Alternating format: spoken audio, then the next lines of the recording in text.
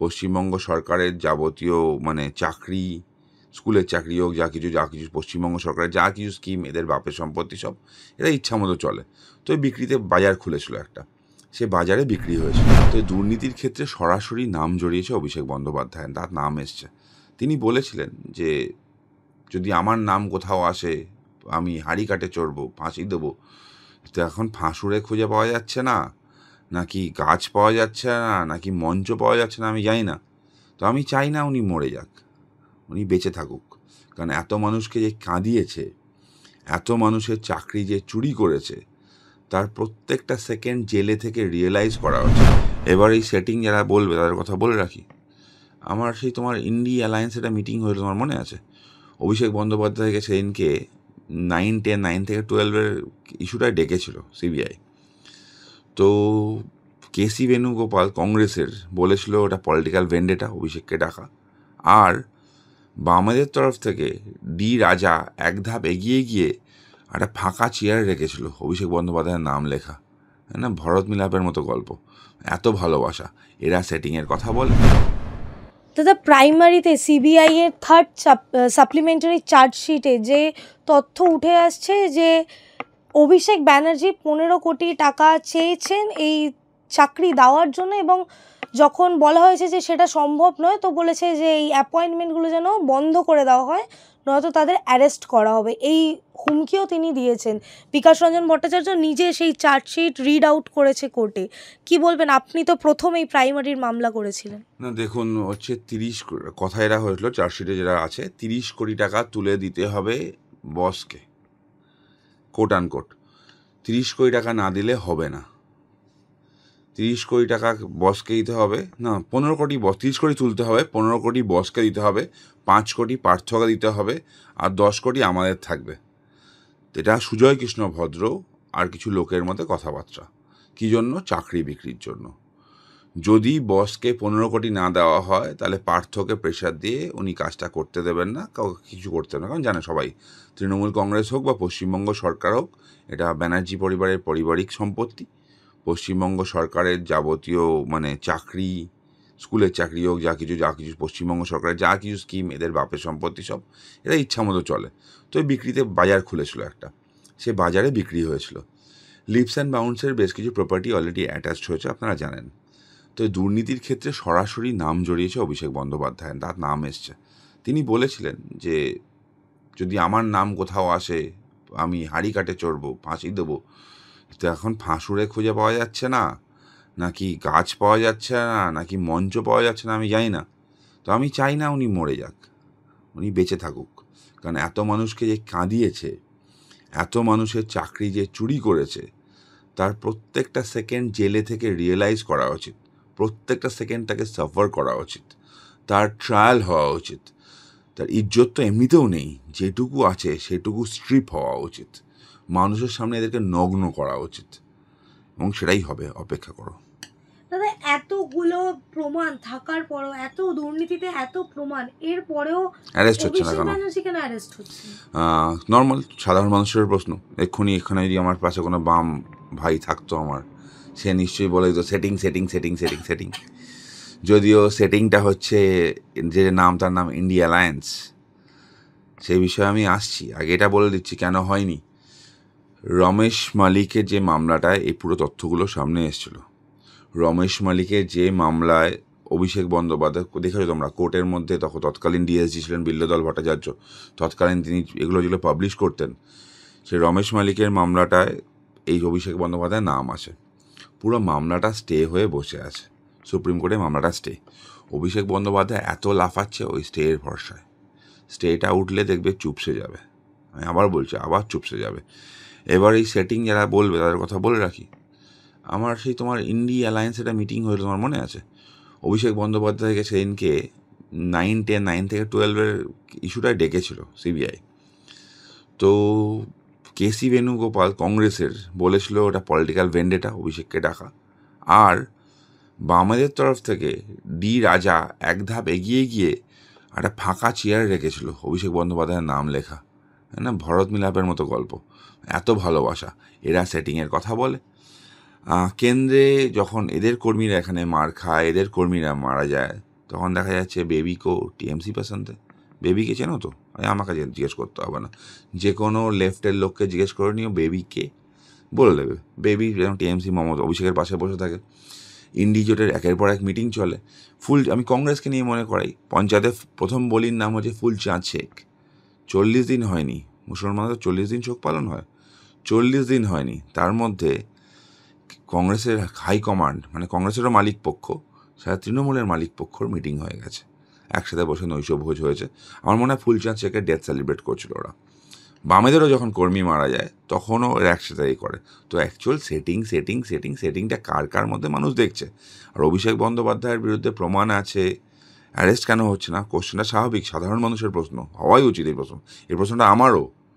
কারণ পুরো এই তো বলছে যে সারা বাংলার একই স্বর, ভাইপোকে জেলে ভর। তো এখানে যখন চলছে তখন ওই ভাইপো কেন বাইরে আছে তার প্রশ্ন সিবিআইকে করবে মানুষ। মামলাটা সুপ্রিম কোর্টে স্টে হয়ে পড়ে আছে, আমার মনে হয় তাড়াতাড়ি মামলাটা উঠবে। আর যখন মামলাটা উঠবে, স্টেটা যখন যাবে, তখন অভিষেক বন্দ্যোপাধ্যায় আমার মনে হয় নতুন বছরটা জেলে বসেই কাটাবে। দাদা, এই যে এসআইআর প্রসঙ্গ যেটা নিয়ে এখন রাজনীতিতে একেবারে চর্চা তুঙ্গে, সেই এসআইআর এ কোথাও না কোথাও সেই নিয়োগ দুর্নীতি কিংবা হাসপাতালে দুর্নীতি, স্বাস্থ্য দুর্নীতি যে বিষয়গুলো কোথাও না কোথাও চাপা পড়ে যাচ্ছে। না, এসআইআর এর সাথে রাজনীতির সম্পর্ক নেই, আবার আছেও। সম্পর্ক নেই কেন বলছি? সরকার তৈরি হয় মানুষের ভোটে, জ্যান্ত মানুষের ভোটে, দেশের মানুষের ভোটে, তাই তো? যে আমার দেশের মানুষ নয়, যে জীবিত নেই, যে ডুপ্লিকেট এন্ট্রি 2-3টে জায়গায় নাম আছে, তাদের ভোটে সরকার তৈরি হবে, সেটা তো হতে পারে না, দিনের পর দিন চলতে পারে না। আমরা দেখেছিলাম সল্টলেক নির্বাচনে দ্বিজেনবাবু ভোট দিতে এসেছিলেন, তিনি মারা গেছিলেন। বিখ্যাত মানুষ, তিনি ভোট দিয়ে গেছেন সল্টলেকে। পশ্চিমবঙ্গের ভোট নিয়ে অনেক গল্পও চলে, অনেক হাসির গল্পও চলে, যে বৃদ্ধ লোকেরা যারা 15 বছর 20 বছর আগে মারা গেছে তারাও ভোট দিয়ে যায়, তারা এবার স্বস্তি পাবে। মৃত মানুষকে আর মরতে এসে ভোট দিতে হবে না তৃণমূলকে। মানুষের ভোটে সরকার হবে, এবং মানুষের ভোটে সরকার হলে তৃণমূলের ভয় পাওয়ার কারণ আছে। ভোটের ইস্যু দুর্নীতি, ফ্যাক্ট। তৃণমূলের চুরি, দুর্নীতি, নারী নিরাপত্তা, একের পর এক ধর্ষণ, চাকরি চুরি, বিভিন্ন স্ক্যাম, এগুলো ভোটের ইস্যু। কিন্তু এসআইআর যদি বলি আমরা, এসআইআর গণতন্ত্রের ইস্যু। যারা ক্লিন পলিটিক্সের কথা বলে, মানে পরিচ্ছন্ন একটা নাগরিক জীবনের কথা বলে, তাদেরকে এসআইআর সাপোর্ট করা উচিত। মমতা বন্দ্যোপাধ্যায় তো করেছিলেন। তো মমতা বন্দ্যোপাধ্যায় ইচ্ছা পূরণ হচ্ছে। মমতা বন্দ্যোপাধ্যায় তখন একটু মোটাসোটা ছিলেন, এখন একটু রোগা হয়ে গেছেন। তখন তিনি বলেছিলেন না যে এখানে সব বাইরের লোক ঢুকে আসছে, বাংলাদেশ থেকে ঢুকে আসছে, ডেমোগ্রাফি চেঞ্জ করছে। তো তারা কি বলবে? আচ্ছা, অধীর বাবু এই কয়েক মাস আগে তার একটা ভিডিও প্রচণ্ড ভাইরাল হয়েছিল। অধীরবাবু বলেছিলেন মুর্শিদাবাদ পাল্টে যাবে, মুর্শিদাবাদ ডেমোগ্রাফি চেঞ্জ হয়ে যাচ্ছে, এরপর মুর্শিদাবাদকে ওরা ক্লেম করবে, মুর্শিদাবাদ যাতে ওইদিকে চলে যায়। তা এই লোকগুলো আজকে পাল্টি খাচ্ছে কেন? কি এমন হলো? আবার বলছি, এসআইআর সাথে রাজনীতির সম্পর্ক নেই। আর যে ইস্যুগুলোর কথা তুমি বললে, সেই ইস্যুগুলো মানুষের ইস্যু, রুজি রুটির ইস্যু, মানুষের পেটের ভাতের ইস্যু। পশ্চিমবঙ্গে বলেছিল 6 মাসের মধ্যে শিল্প এনে দেবো, শিল্প আসেনি। বলেছিল কেন্দ্রীয় হারে ডিএ দেবো, ডিএ দেয়নি। বলেছিল ডবল চাকরি হবে, হয়নি। বলেছিল পার্শ্ব শিক্ষকদের মাইনে বাড়িয়ে দেবো, হয়নি।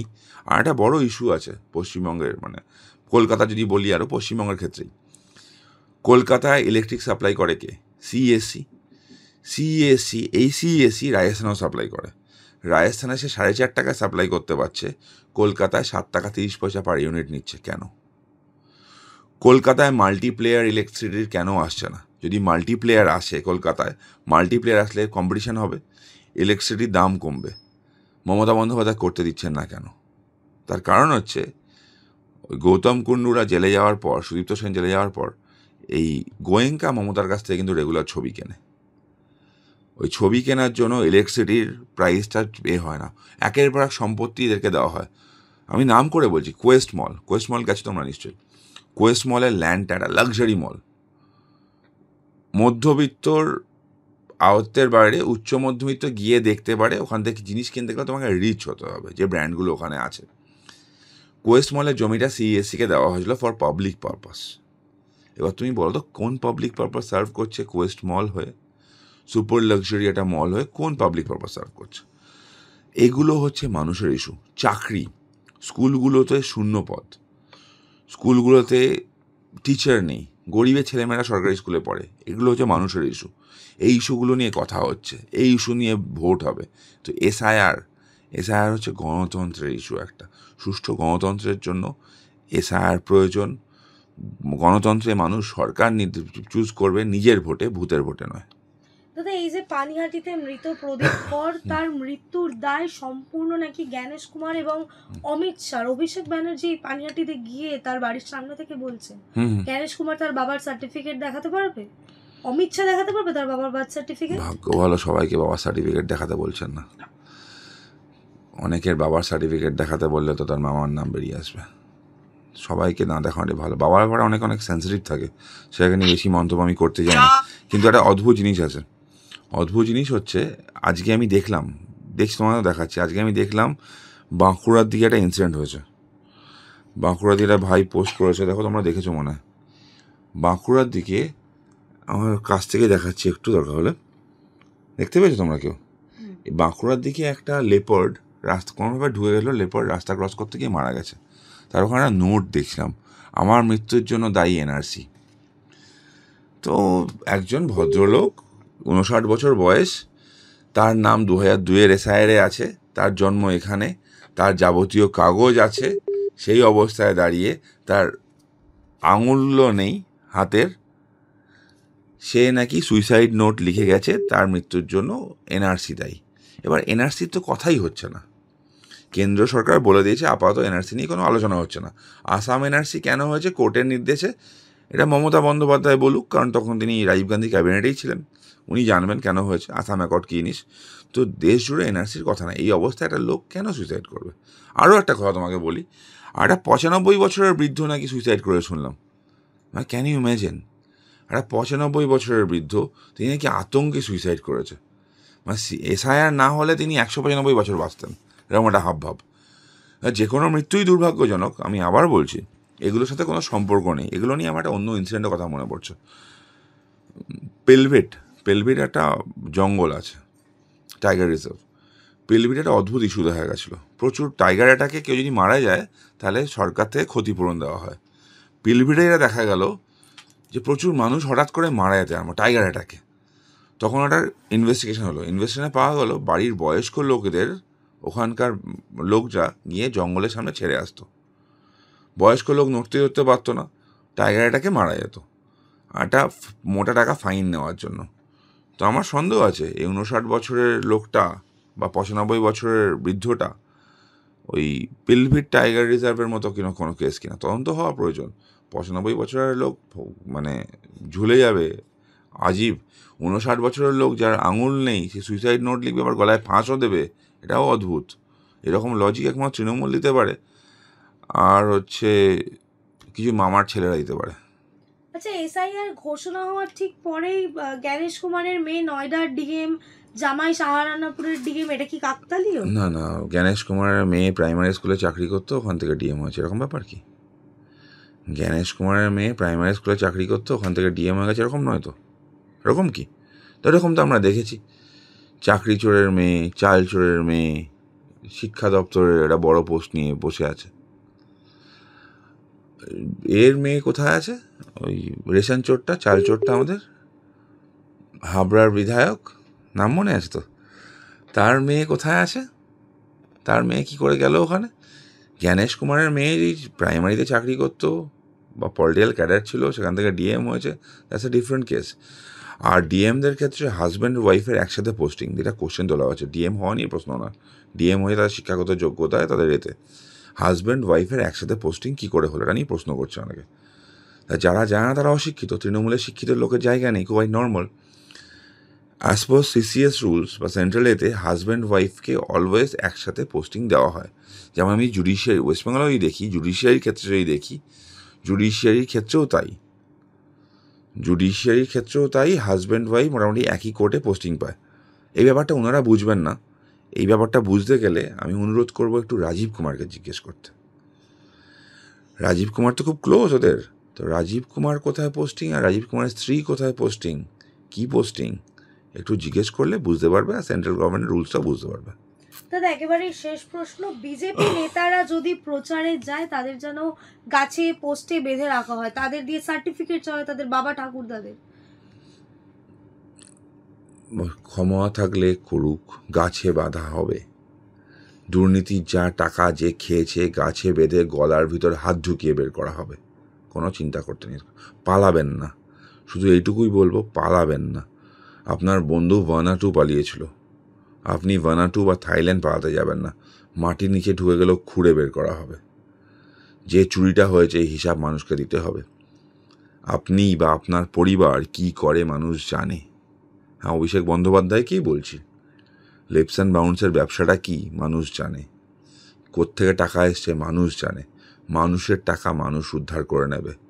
দরকার হলে মানুষ আপনার বাড়িতে গিয়ে আপনার ওই ঝাড়বাতির এক একটা লাইট খুলে নিয়ে চলে আসবে। অপেক্ষা করুন।